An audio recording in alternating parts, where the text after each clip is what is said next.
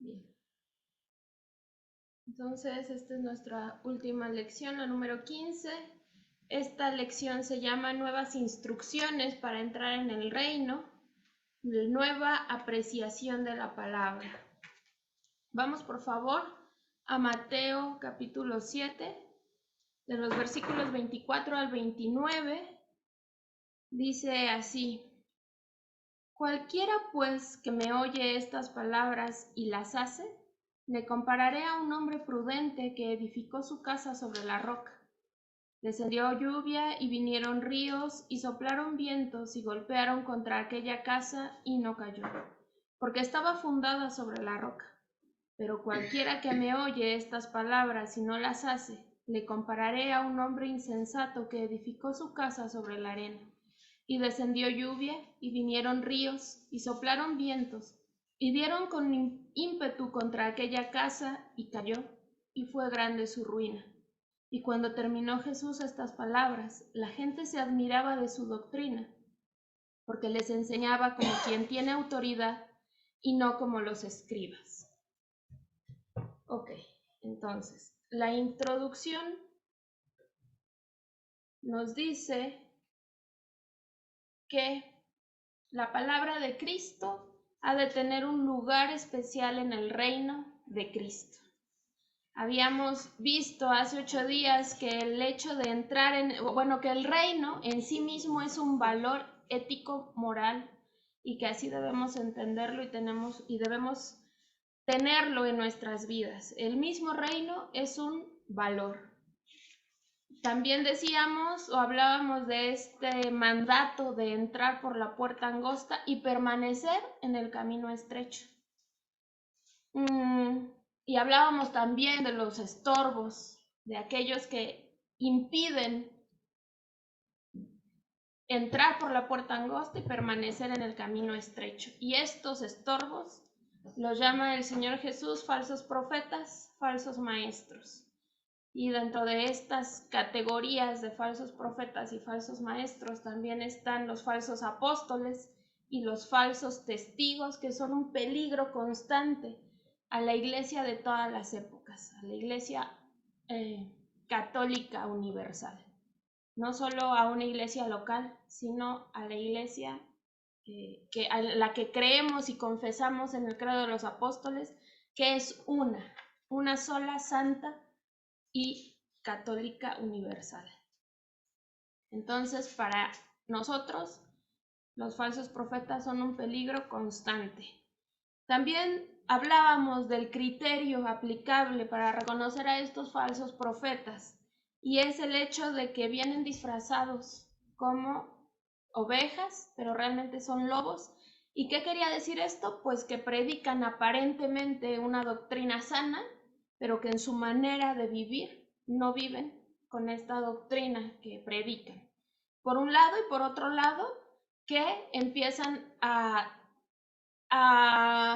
tener una doctrina muy romántica en torno a la cruz, en torno a la salvación, y realmente nunca enfatizan en el hecho del pecado del hombre, y que por causa de nuestro pecado es que el Salvador tuvo que morir por nosotros en la cruz. ¿Qué más? Hablábamos de los frutos y que tenemos que examinarlos. Entonces también decíamos que, pues aún a pesar de que nos digan que somos unos cazadores de herejías, nosotros tenemos que estar listos y atentos siempre a cualquier predicación de cualquier maestro, porque tenemos que estar listos a defendernos de estos lobos disfrazados con piel de oveja. Otra cosa que quisiera dejar claro es que hace 8 días yo decía que cualquiera puede ser maestro, y en cierto sentido sí, pero cualquiera que estudie, eso tiene que quedar bien claro. No cualquier ignorante con buenas intenciones puede ser maestro, porque aquí tenemos un peligro grave.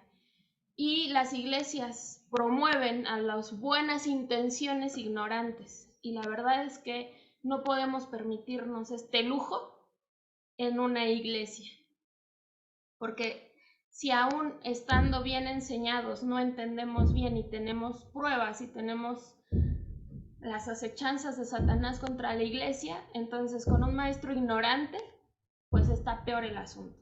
Entonces sí, cualquiera puede ser maestro, cualquiera que sea llamado y cualquiera que se prepare correctamente para ser maestro. Hay un libro que se llama Enseñando para cambiar vidas y el autor nos dice que ¿por qué si en una escuela normal a la que vamos a estudiar no permitimos un maestro que no esté preparado? ¿Por qué en la iglesia sí lo permitiríamos? Y realmente se permite. Pero esta no es, o sea, no es en este sentido en el que yo dije que cualquiera puede ser maestro, sino cualquiera que se preparó, cualquiera que es llamado y que está respondiendo al llamado del Señor y que se lo ha ratificado la iglesia, ese puede ser maestro.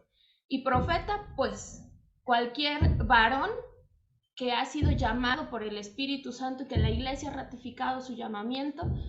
Y recordemos también en el sentido la norma bíblica es que la mayoría de las veces a los oficiales en general, y hablando específicamente de los profetas, que son los ancianos gobernantes, docentes, perdón, pues sí, bueno, ok, docentes, estos son llamados en base al testimonio de la esposa.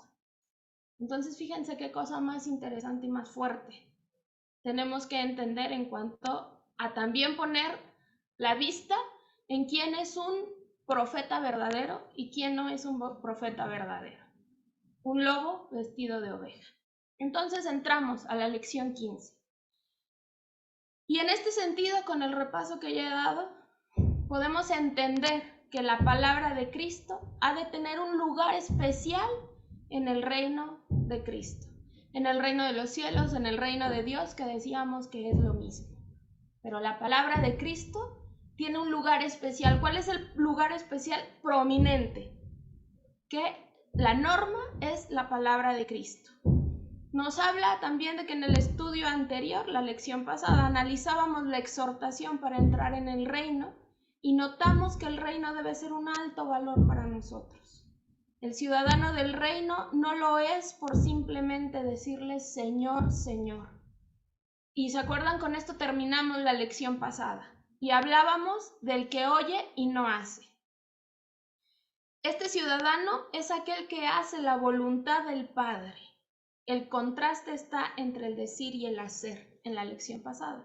Ahora, nuestro primer ejemplo de ciudadano del reino, en un sentido es Cristo, pero en otro sentido Él es el Rey. ¿Y por qué? ¿Por qué digo que en un sentido es Cristo nuestro primer ejemplo? Porque Jesús vino y nos dijo todo el tiempo, a lo largo de su ministerio terrenal, que Él no hacía otra cosa sino la voluntad de su Padre. Y por otro lado, tenemos el asunto de que Cristo, el Rey, y la palabra del Rey tiene que tener un valor o un lugar preeminente en el reino.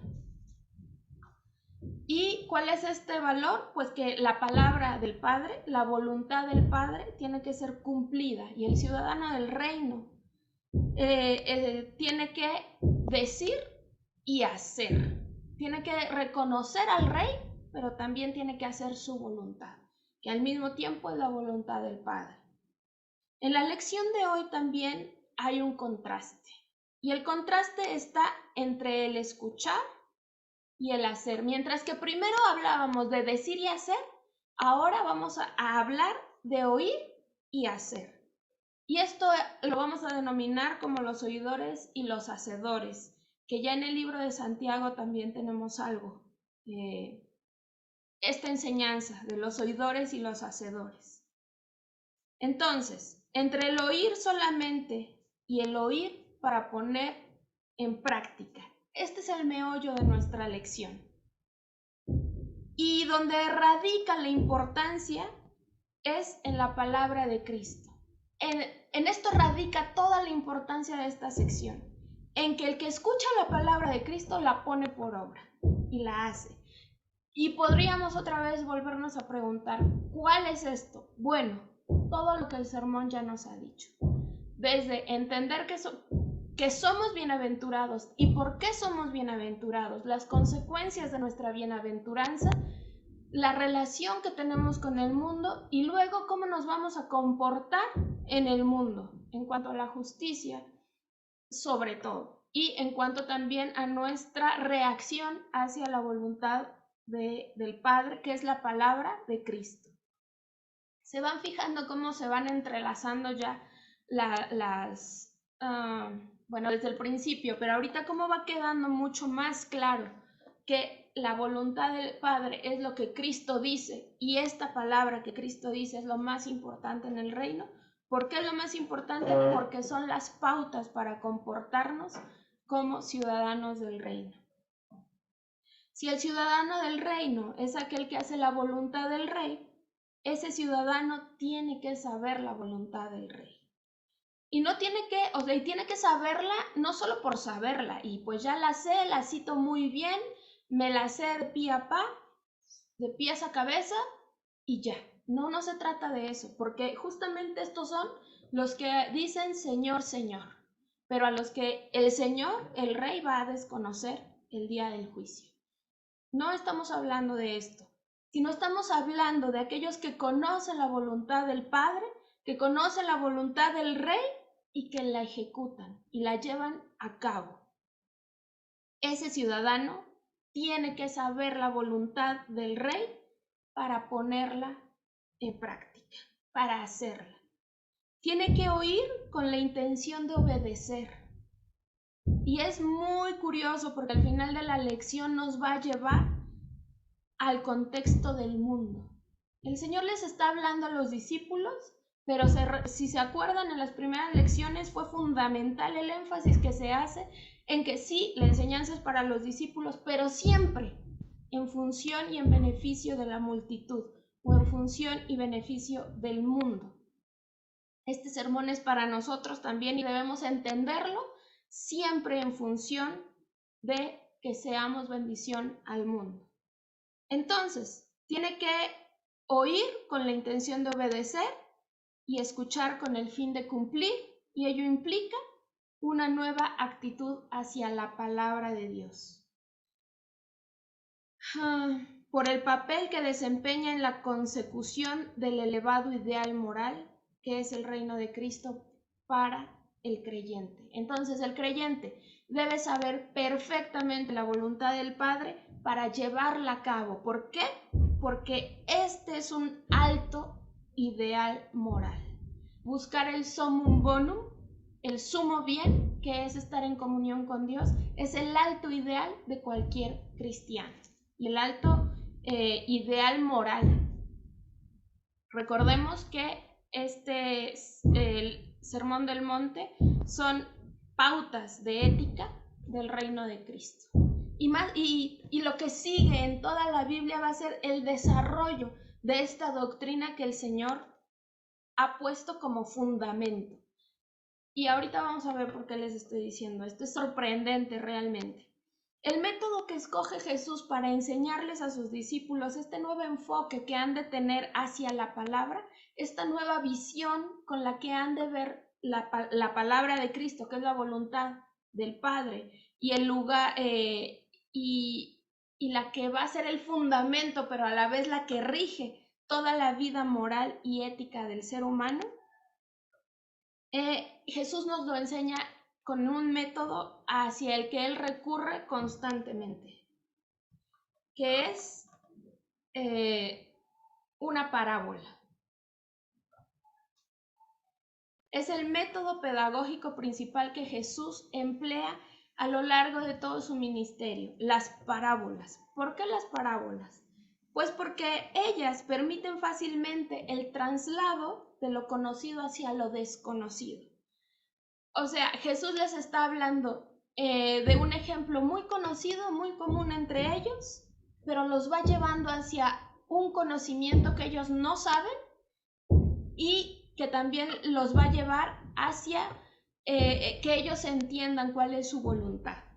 A través de una exploración imaginativa de la experiencia de cada uno, por analogía, se aprenden nuevos conceptos. Sí, claro, hace la analogía entre ¿qué? Entre una casa Y la analogía que va a hacer es la vida del cristiano y el fundamento del reino. Y es aquí donde aprendemos conceptos nuevos, pero siempre en términos de la experiencia. Entonces, una parábola siempre nos va a hablar en términos de nuestra experiencia. En la parábola hay un movimiento paralelo de conceptos y para poderla entender debemos saber cuál es la analogía y hacia dónde nos está llevando. Aquí el maestro Gerald nos da un ejemplo de una parábola, por ejemplo, y es que las madres emplean este método para enseñarle a sus hijos que no quieren tomar el desayuno lo que les podría pasar y les cuenta un relato de una perrita que tuvo unos cachorritos y que no, o sea, que todos los cachorritos comían bien menos uno. Y cuando crecían, todos crecían bien menos el que no quería comer. Y un día la perrita decide sacarlos al campo y llevarlos de paseo porque ya eran grandecitos, porque ya eran fuertes, pero el chiquito que no quería comer, que no había crecido bien, que no tenía fuerza, que era débil, ese no podía acompañarlos al paseo en el campo. Y entonces el maestro Gerald con este ejemplo nos dice, esto es una parábola, porque la mamá no está dando cátedra acerca de la cría de cachorros, sino que le está enseñando a su niño por un método que es el método parabólico o el método de enseñar por medio de parábola, que si no come, pues no va a tener fuerza y se va a quedar pequeñito y desnutrido. Y esto es lo que Jesús está haciendo con esta parábola de los dos cimientos o de las dos casas que se han construido, uno sobre la roca y la otra sobre la arena. Jesús no está dando consejos en cuanto a la construcción de casas.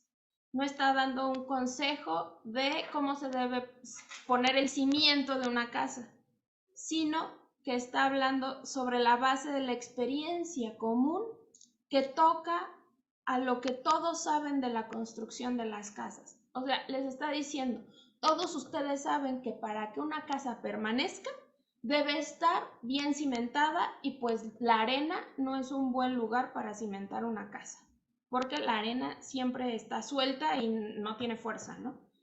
Sobre ese conocimiento que todos tenemos y todos en aquel momento tenían, Jesús da una aplicación paralela.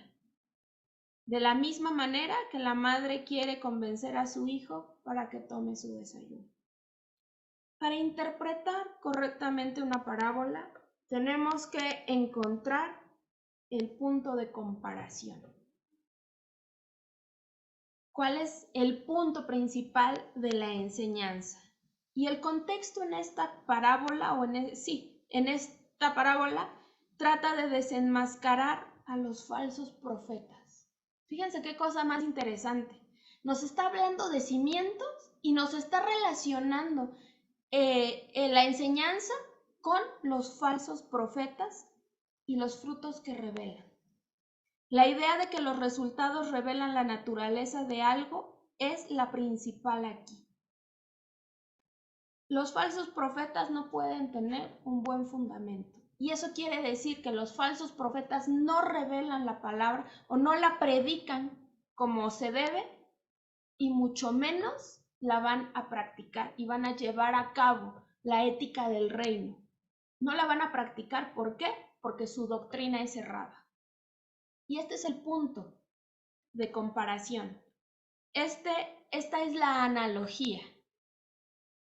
Los resultados, por ejemplo, revelan lo adecuado o lo inadecuado de los fundamentos. Y también es muy profundo porque si aquí en cuanto al fundamento nos está hablando de los falsos maestros, nos está diciendo que un falso maestro, un falso profeta, va a cimentar mal a la iglesia. Y entonces la iglesia va a estar débil.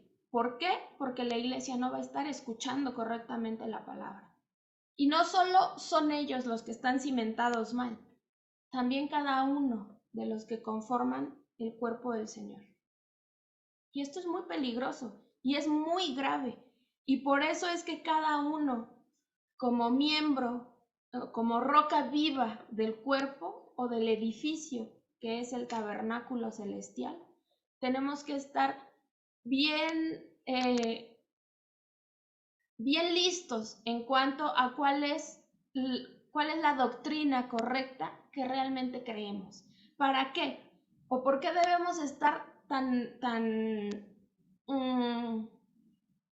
no sé, debemos ser tan perspicaces, pero al mismo tiempo debemos tener mucho conocimiento y muy profundo para que en el momento en el que tengamos enfrente a un falso maestro, a un falso profeta, podamos desenmascararlo? ¿Y qué nos dice la Biblia? Que tenemos que huir de él y desecharlo.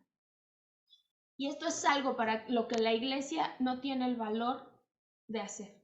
Y cuando lo hace es fuertemente criticada. Y cualquiera que desecha un falso maestro también es fuertemente criticado, pero debemos estar conscientes que esta es una orden que nos ha dado el Señor. Manténganse firmes, manténganse, como nos decía la lección hace 8 días, constantemente en guardia. Síganse guardando de los falsos maestros. Y no importa que sean criticados, huyan de ellos y deséchenlos. Es muy fuerte lo que nos está diciendo. Y después nos habla del fundamento adecuado. Mientras que los falsos profetas son un fundamento inadecuado, nos va a hablar ahora del fundamento que sí es el correcto. ¿Y cuál es?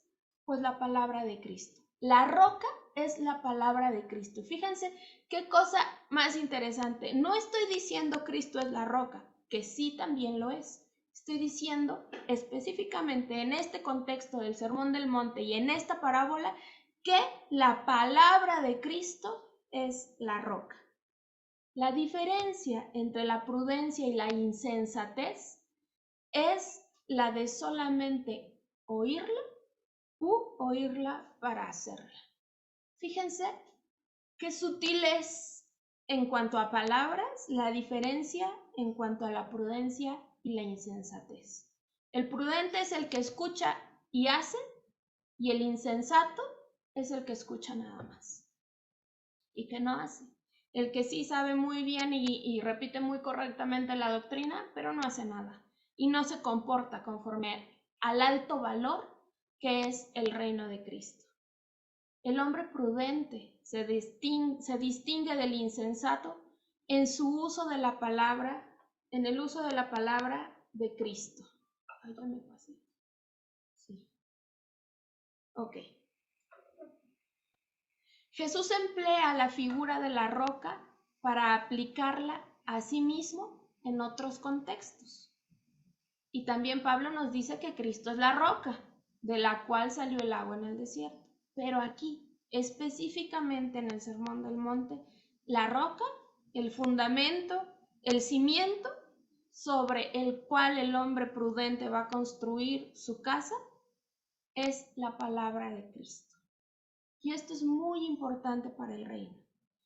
Y si nos vamos a todo el Nuevo Testamento, nos vamos a dar cuenta que los hombres prudentes que siguieron enseñándonos a través de la inspiración del Espíritu Santo van a desarrollar todo este concepto. Y ellos nos enseñaron a construir sobre la palabra de Cristo. Si se dan cuenta, toda la enseñanza del apóstol Pablo está cimentada en esto, en lo que Cristo dijo. Y está desarrollando toda la ética del reino de acuerdo a este Sermón del Monte. A lo mejor no me entienden, pero vamos a ver qué nos dice la lección. Se refiere en un sentido amplio a la palabra de Cristo en general, ¿sí? Pero aquí, en el Sermón del Monte, se refiere a este mismo discurso como el fundamento del reino. Y eso es sumamente profundo. Y eso es lo que les estaba diciendo ahorita. En el Sermón del Monte, o el Sermón del Monte, es el fundamento del reino. El Sermón del Monte es nuestro cimiento sobre el cual vamos a asentar nuestra casa, si somos prudentes.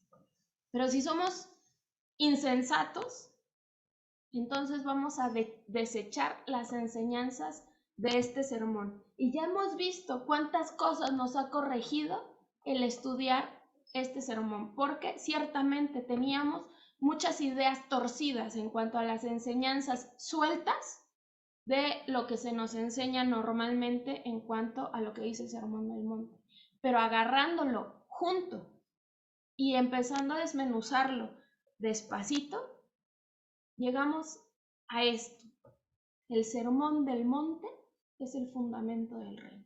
Y sobre esta enseñanza ético-moral que nos ha dado y que primero nos habló de doctrina pura, sobre esto es que la iglesia se ha ido construyendo, la iglesia verdadera, la iglesia que confesamos en el credo de los apóstoles y que ha prevalecido a través de los siglos y que va a seguir en pie hasta que el Señor Jesús regrese por su pueblo.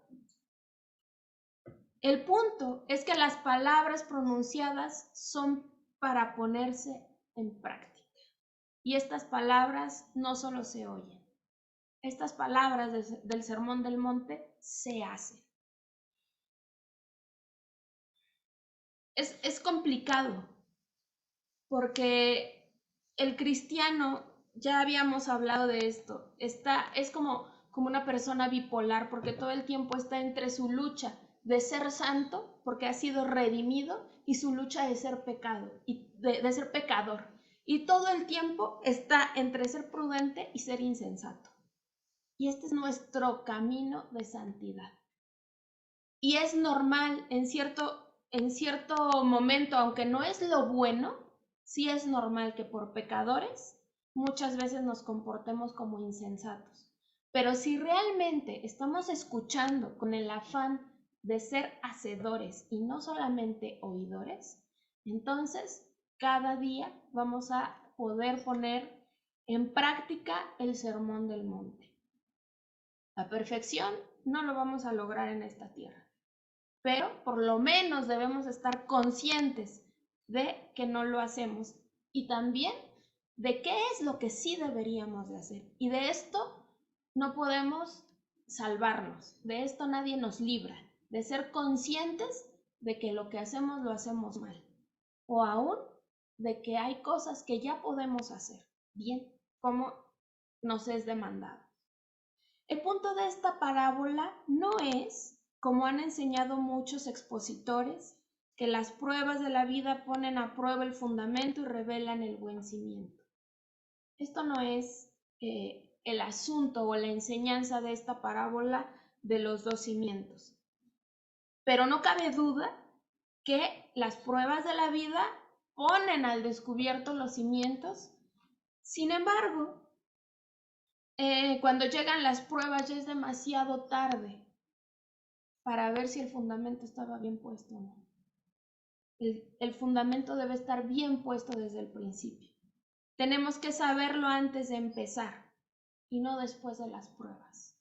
Tenemos que saber que el fundamento sobre el cual estamos construyendo es sobre el fundamento de este Sermón del Monte. Es increíble lo que dice y es profundo y es sorprendente, pero es así. Porque si lo vemos a la luz de esta aseveración, nos vamos a dar cuenta que toda la doctrina sistemática está girando alrededor de este cimiento, de todo lo que el Sermón del Monte ya nos ha enseñado. Y todas las doctrinas, desde la doctrina de Dios hasta la escatología, están presentes aquí. Y es bueno cuando venimos de un estudio doctrinal, como son las 30 doctrinas, empezar a atar cabos y empezar a darnos cuenta dónde están estas doctrinas o dónde el Señor Jesús nos está enseñando el principio de estas doctrinas en este Sermón del Monte. La única diferencia entre la casa que cae y la casa que queda en pie es el fundamento, es el conocimiento de la palabra de Cristo, en este caso del Sermón del Monte. No es que si antes no lo sabíamos, entonces estamos mal cimentados. Eso no lo podemos pensar así. Pero ahora que ya lo sabemos y que estamos conscientes de eso, nos damos cuenta que de una u otra forma, este es nuestro cimiento. O sea, que ya había sido. Pero ahora lo sabemos y ya estamos bien conscientes. Y sabemos sobre qué habíamos estado construyendo antes. No se trata de pericia en el arte de la construcción o de hombres demasiado tontos para construir. No, se trata más bien de lo que sirve para poner base a la sabiduría humana. Y lo único que sirve para poner nuestra base de la sabiduría o de nuestra sabiduría es la palabra de Cristo. La palabra que Él ha enseñado a los ciudadanos del reino, porque Él es el rey y Él está construyendo su reino a través de sus enseñanzas. La construcción se trata más bien de lo que sirve para poner base a la sabiduría humana. La construcción es igual, las pruebas son las mismas y el sitio también. Es la base lo que es diferente. La única base adecuada es la palabra de Cristo. No solamente es adecuada la palabra de Cristo, sino que también es suficiente, no necesita más. La palabra de Cristo por sí sola es eficaz. No se puede echar otro fundamento sino aquel que se ha echado. Es igual que no se puede poner una cosa extraña al concreto con el que se van a colar los cimientos. Porque si se le pone una cosa extraña, entonces igual y no fragua el cemento. Y lo mismo sucede en cuanto a nuestra vida cristiana. La roca, que es la palabra de Cristo, no tolera que haya otros ingredientes en la mezcla. No tolera este famoso la palabra y. No, la palabra sola es el fundamento. La palabra de Cristo y las pautas ético-morales que el Señor nos ha dicho ya en este Sermón del Monte. Esa es la única base o ese es el fundamento que no requiere nada más, porque es suficiente en sí misma. La roca basta, la roca es suficiente y funciona sola. Las palabras del rey que está construyendo su reino son el único cimiento que por sí solo funciona para una adecuada construcción. Debemos relacionar la enseñanza que hay aquí con el consejo acerca de los falsos profetas. Y vuelve, ya nos lo dijo antes, vuelve otra vez. Tenemos que estar todo el tiempo conscientes de los falsos profetas. Ellos son conocidos por sus frutos y son juzgados por la ética del reino. Si ellos no se comportan conforme a la ética del reino, entonces podemos denominarlos como falsos profetas. Y la verdad es que si somos críticos y somos veraces, podemos reconocer a varios falsos profetas entre nosotros. Los resultados dependen del fundamento. ¿Cuál fundamento? La palabra de Cristo, lo que ya nos dejó en el Sermón del Monte. Luego podemos decir que los falsos profetas son los que empiezan mal. No son más tontos en cuanto a capacidad intelectual, pero son insensatos por empezar mal, por no empezar por el fundamento que es la palabra de Cristo. El falso profeta es aquel que oye las palabras de Jesús, pero no las hace. O sea, hace su teología de otras fuentes. Es bien duro y no creo que necesitemos mucha explicación en cuanto a esto, porque les vuelvo a repetir, si somos realmente críticos, vamos a estar conscientes de más de un falso profeta entre nosotros. ¿Y cuál es el efecto logrado de la palabra y de esta predicación? Los últimos versículos no son un mero agregado. Aquí el maestro ya nos da un término latín, addendum. Estos últimos versículos no son un agregado. Jesús está construyendo su reino. El Sermón del Monte tiene que ver con eso, con esta construcción de Jesús de su reino y de el llamado que está haciendo de sus hijos. La huella que deja el sermón es parte del significado del sermón mismo. El sermón está haciendo ya su trabajo en el corazón de los discípulos, sí, en su conciencia, sí, pero también en el corazón de la multitud que está escuchando. Porque si bien la enseñanza directa es para ellos, la multitud está siendo bendecida por este sermón. Si recordamos que el propósito de Jesús es el enseñar a sus discípulos en el contexto del mundo, entendemos la importancia del efecto que produce en la gente para la preparación de los discípulos. Ellos tienen que experimentarlo, ellos tienen que ver el efecto producido de la palabra de Cristo en la gente, en el mundo. Ellos tienen que entenderlo, tienen que experimentarlo, a fin de que puedan entender la importancia de esta palabra para el desarrollo del reino. ¿Y cuál es el efecto? Pues nos lo dice, que cuando terminó Jesús estas palabras, la gente se admiraba de su doctrina, porque les enseñaba como quien tiene autoridad y no como los escribas. Y vuelven los escribas a aparecer, los falsos maestros, pero también aquellos que no enseñaban correctamente al pueblo, aquellos con los que Jesús está contrastando su enseñanza todo el tiempo. Y ellos también, si estamos conscientes de esto, a lo largo de toda la narración del Evangelio, los escribas están presentes. Todo el tiempo están escuchando a Jesús. Y también en ellos está haciendo su trabajo la palabra de Cristo. Tanto que lo llevaron a la cruz. Ese es el efecto que está provocando. Ya nos lo había advertido desde el principio. Si verdaderamente son ciudadanos del reino, entonces van a ser perseguidos y vituperados. ¿Cómo? Como su maestro, como el rey. Es increíble, es sorprendente que vayamos aterrizando toda la historia y todas las enseñanzas del Señor Jesús y cómo se fue desarrollando la historia de su vida en esta tierra o el evento crístico y hacia dónde lo llevó y dónde culminó.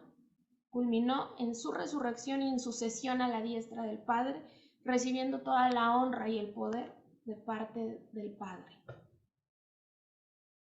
Pero es la palabra la que está provocando todo esto.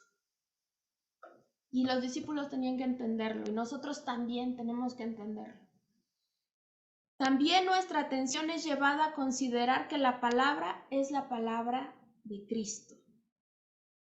Y ahora hay otra cosa interesante aquí, y es que si Cristo es el clímax de la revelación de Dios, y Él es la palabra encarnada, pues es obvio que la palabra que está saliendo del que es la palabra encarnada, pues es la de Cristo. Y así tenemos que entenderlo. Es la de Dios, es la que el Padre le ha revelado para que Él hable en lenguaje humano a sus escogidos. Y no solo a la multitud, también a nosotros nos causa admiración esto. Pero la lección nos lleva a esto, a entender que la admiración de la gente no es solamente admiración por un sermón, sino también es admiración hacia aquel que está hablando el sermón. Nadie les había hablado como él. El verbo que se emplea aquí en griego es un verbo muy fuerte, que se refiere a una combinación de conceptos. Y entonces, esta combinación de conceptos es lo que les provoca, o lo que le provoca a la multitud. Es una combinación de asustarse, de admirarse, de escandalizarse, de pasmarse, de turbarse, de sorprenderse, de fascinarse y conmoverse. Todo esto era una mezcla y un éxtasis de emociones extrañas que les estaba pasando a la multitud al estar escuchando la predicación del Señor Jesús. ¿Por qué? Vamos a ver qué dice la lección. Esta expresión de que se admiraban de su doctrina es semejante a la expresión de no cabían de gozo, o solamente que aquí es que ellos no cabían de admiración. Los que oyeron el sermón del maestro no cabían de admiración.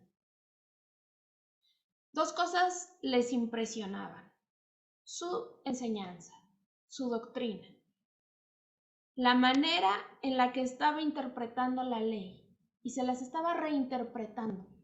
Les estaba diciendo una y otra vez: oísteis que fue dicho, pero yo les digo. Y este es el correcto sentido de la ley. Y una y otra vez Jesús se los repite. Y de esto estaban sorprendidos y admirados. Y también estaban admirados de su autoridad.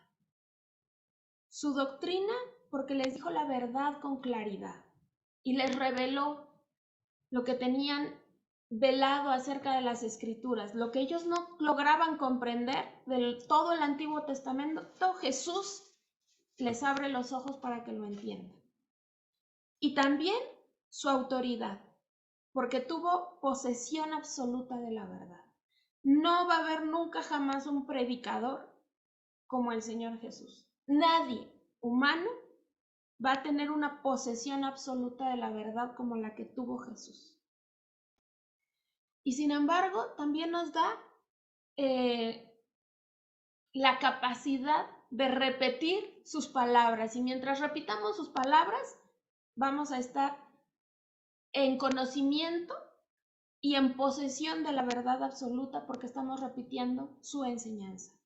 Se quedaron igualmente impresionados por el contenido del sermón como por lo que pudo exponer como la verdad absoluta. Jesús habló sin citar a muchos eruditos, como lo hacían los escribas, quienes citaban una larga lista de rabinos para sostener sus argumentos. Jesús simplemente dijo: es así. La palabra, el Antiguo Testamento, lo correcto es esto, y es así. Punto. Lo atrevido de este sermón del monte y de las palabras de Jesús, por su contexto social, era lo que dijo y cómo lo dijo. Y esto los deja pasmados. La manera en la que Jesús expone su enseñanza y la enseñanza en sí misma los deja con esta combinación de sentimientos que les provocan una admiración. No debemos pensar que se espantaron en cuanto a susto. No era el temor ni el miedo lo que los llenaba. Era más bien que les penetraban algunos rayitos de percepción sobre la importancia de todo esto. Es como cuando una noticia nos sorprende. Vamos a pensar una buena noticia. Y es lo mismo, nos deja entre asustados, entre temblando de admiración. Y eso era lo que les estaba pasando. ¿Por qué? Porque estos rayitos de entendimiento que les estaban entrando era esto: Jesús hablaba con autoridad, como el rey, y enseñaba acerca del reino, del Mesías. ¿Y qué era lo que los sorprendía tanto? Pues que esta gente estaban escuchando al rey, estaban escuchando a ese rey que estaban esperando. Esta gente tenía en mente desde su niñez las promesas de los profetas, las promesas mesiánicas. Cantaban los salmos mesiánicos, esperaban al Mesías. Tenemos que recordar que cuando Jesús se encarnó y estuvo en estos 33 años en la tierra, había una fuerte esperanza mesiánica entre el pueblo de Israel. Y ellos estaban dando cuenta que estas promesas mesiánicas, que desde niños y desde sus antepasados se venían transmitiendo, se estaban cumpliendo delante de sus ojos, y que ya tenían al Mesías enfrente de ellos. Lo que les asombraba era eso, de que sin que se dieran cuenta en su totalidad, el reino del Mesías se estaba desarrollando a la vista de ellos. Todo eso que ellos estaban esperando desde niños se estaba cumpliendo en sus ojos, o diríamos nosotros en su nariz, y no se estaban dando cuenta a cabalidad. Pero había 12, por lo menos, que sí. Y entre ellos, uno al que el mismo Señor le llama verdadero israelita.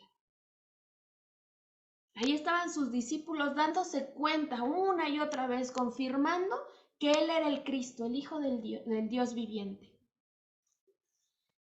Esto penetraba casi imperceptiblemente en la conciencia de la multitud, pero también en la conciencia de los discípulos.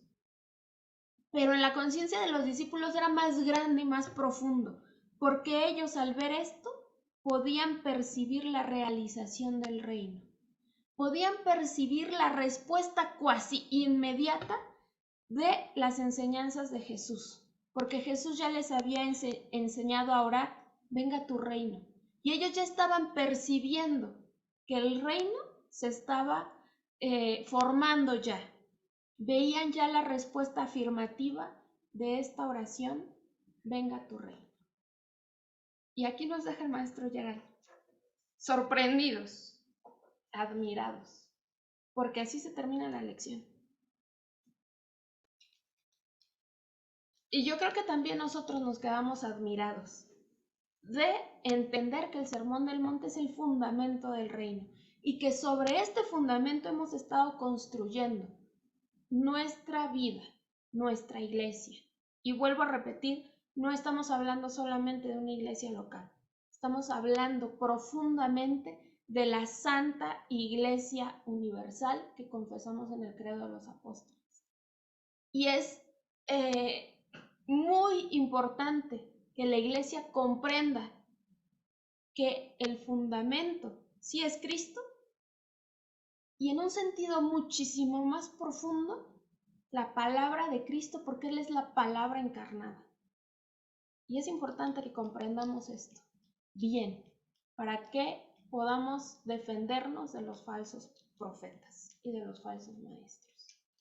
Entonces aquí terminamos este libro pequeñito, pero bien profundo, que nos ha hecho, que nos ha conmovido realmente a todos, porque nos ha zarandeado bien fuerte. Pero finalmente este es el propósito de la palabra, santificarnos. Y aunque nos duela, es la manera en la que vamos a ser más conscientes de seguir a nuestro Señor. Okay, entonces aquí terminamos. Déjenme dejar de compartir y si tienen algún comentario o alguna pregunta, listo, es el momento.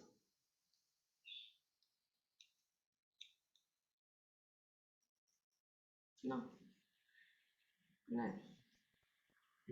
A ver. Sí, alguien. Vamos a poner para que se pueda ver y escuchar.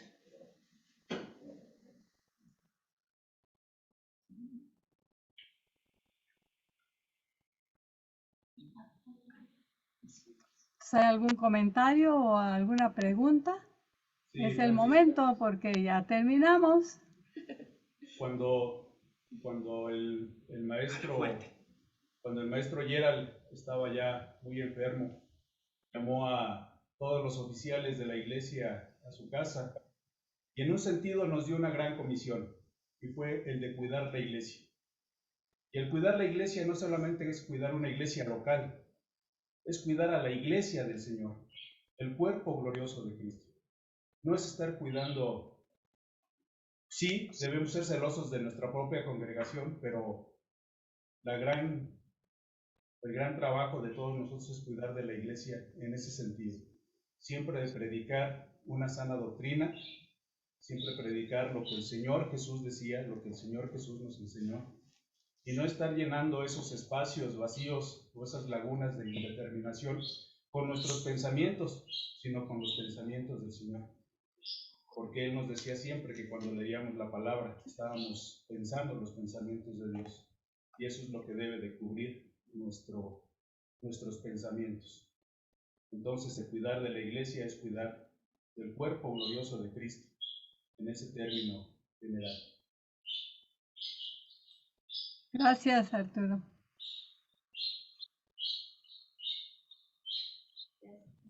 Buenos días, hermana Susi. Buenos días. ¿Nos podría explicar nada más así tantito, a grosso modo, eso, sobre el fundamento apostólico?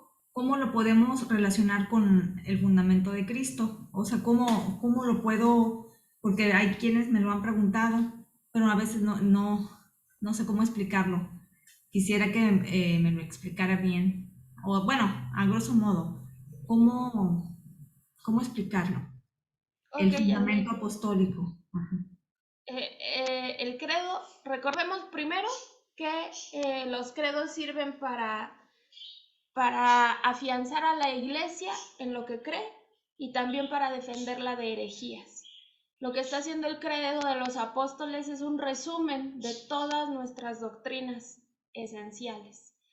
Si empezamos a estudiar bien el credo, sabemos que es trinitario y desde ahí tenemos ya teología sistemática, la doctrina de Dios. Empezamos con creo en Dios Padre y después seguimos con Cristo. Y en Cristo encontramos soteriología, cristología, antropología. Y luego tenemos al Espíritu Santo, eclesiología, que creemos en la Santa Iglesia Universal. Y también tenemos escatología. También dentro de que creemos en Cristo como el unigénito y Hijo de Dios, también tenemos escatología. Entonces todas nuestras doctrinas esenciales están resumidas y contenidas en él.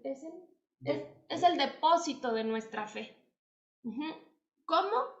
Pues que todo lo que está en el credo de los apóstoles, en el Sermón del Monte, está contenido de una manera muy resumida en el credo de los apóstoles. ¿Sí, Yasmin? Sí, eso sí, pero yo me refería a cuando dice la Biblia, no recuerdo en qué versículo, en qué libro de la Biblia dice. Es en un evangelio donde dice, ¿verdad?, que nuestro fundamento somos los apóstoles, o sea, lo que predicaron los apóstoles. Sí, A ese claro. evangelio. O Okay. sea, ¿cómo lo puedo relacionar con lo que ahorita nos explicaste, ¿verdad? O lo que dice el maestro Gerald, lo que dijo del reino de Dios que predicó Cristo. Ok.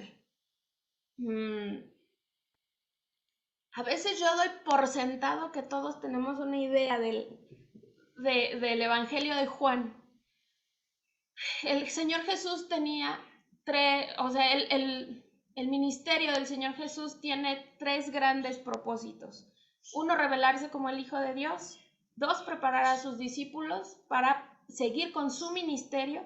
Y 3, revelar a la oposición y hacerle frente. Y estamos en este segundo. ¿Por qué nuestro fundamento son los apóstoles? Porque ellos aprendieron de Jesús para seguir su ministerio. Ese era el propósito, uno de los principales propósitos del Señor Jesús, revelarse a ellos como el Hijo de Dios, para que ellos dieran testimonio después y para que la iglesia que los escuchó, entonces diera pie a la siguiente generación, y así hemos venido. Por eso su enseñanza, que está basada en la enseñanza de Jesús, es nuestra base también. En ese sentido lo dice. ¿Sí? Okay. Sí, muy bien, gracias, ya entendí, sí. Ok. Bueno. Pero ya es todo lo que quieren comunicar ahora. ¿Alguna otra pregunta o comentario? Si no, voy a hablar yo. Bueno, pues damos muchas gracias a Dios por este estudio, por el Sermón del Monte que la maestra Susi nos ha compartido por algún tiempo. Damos gracias a Dios porque sabemos que esta será de bendición, será porque esto está grabado, ustedes lo pueden buscar en YouTube, en la página de la Fundación, y de veras deseamos que sea de bendición para toda la iglesia. Damos gracias a la maestra Susi por compartir sus conocimientos y otra vez agradecemos a todos los que han escuchado y van a escuchar, para que el Señor les bendiga, para que el Señor les dé fuerzas y ánimos para seguir adelante. Muchas gracias por su paciencia, por su dedicación. Gracias. Gracias a Dios porque nos permite hacer esto para su gloria y para que su iglesia se mantenga firme. Bueno, entonces vamos a orar para despedirnos y estaremos en comunicación con ustedes. Oremos. Señor y Padre, te damos una vez más gracias porque estamos en tu presencia y sabemos, Padre, que esto es posible porque la sangre de Jesús, Señor, nos ha limpiado de toda nuestra miseria y de toda nuestra maldad. Y hoy que llegamos, Señor, a adorarte, a escuchar tu voz, hemos aprendido, Señor, que los fundamentos de tu reino están en ti, están también manifestados y revelados en este Sermón del Monte, en donde nos llamas a la santificación y a tener, Señor, cada día más un pensamiento más semejante a los tuyos, lo cual conlleva, Padre, a una vida diferente que promueve y propaga, Señor, tu voluntad, Señor, en esta tu tierra. De tal modo, Señor, que tu reino se va engrandeciendo cada vez más y más como el grano de mostaza. Gracias porque nos has dado esta oportunidad de seguir sirviéndote y de seguir, Señor, honrándote para la gloria tuya. Te pedimos todo esto, Señor, solo por los méritos de tu Hijo Jesús. Amén. Amén.